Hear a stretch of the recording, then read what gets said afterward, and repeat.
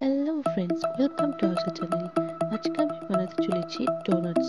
এটি বানানো খুবই সহজ এবং এটি বাচ্চাদের টিফিন বক্সের জন্য একটি পারফেক্ট খাবার। এটি বানানোর জন্য সবার প্রথমে নিয়ে নিচ্ছি একটা পাত্র।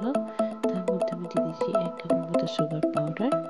চিনিটিকে আমি মিক্সার মেশিনে গ্রাইন্ড করে নিচ্ছি এবং তার মধ্যে দিয়ে দিচ্ছি আমি একটা ডিম এবং 1/2 কাপের মতো দুধ দিয়ে এটাকে ভালোভাবে আগে মিশিয়ে নেব।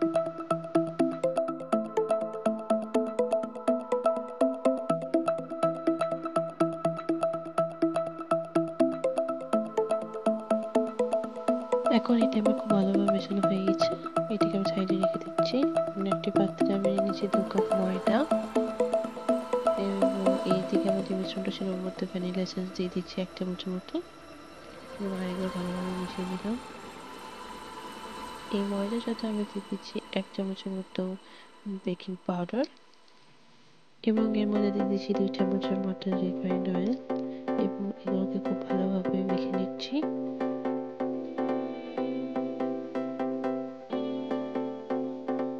এরপর আমি যে মিশ্রণটা আমার করা ছিল সেটা আস্তে আস্তে এর মধ্যে দিয়ে দেবো এবং এইভাবে মাখতে থাকতে হবে।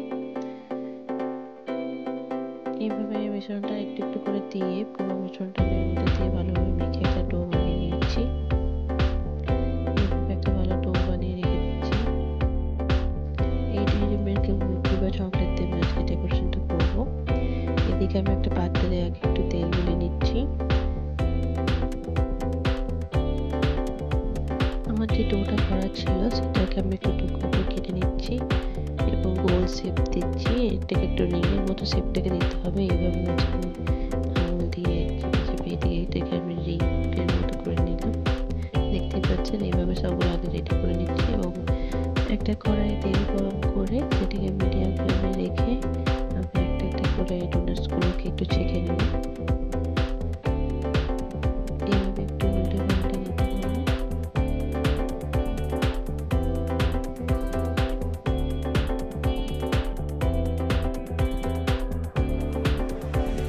এইভাবে এক এক করে সব ছেঁকে নেওয়ার পর আমার ডোনাটসগুলো ছাঁকা হয়ে গেছে এবং রেডি হয়ে গেছে।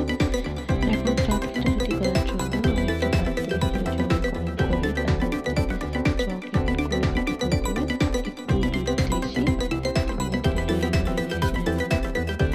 আমার চকলেটটা মেল্ট হতে শুরু করেছে। এদিকে আমি যে রেডি করেছিলাম সেটাকে একটু জলের উপরে দিয়ে একটু দুধ দিয়ে একটু নেড়ে চেড়ে নেব। আমার চকলেটগুলো সব মেল্ট হয়ে গেছে।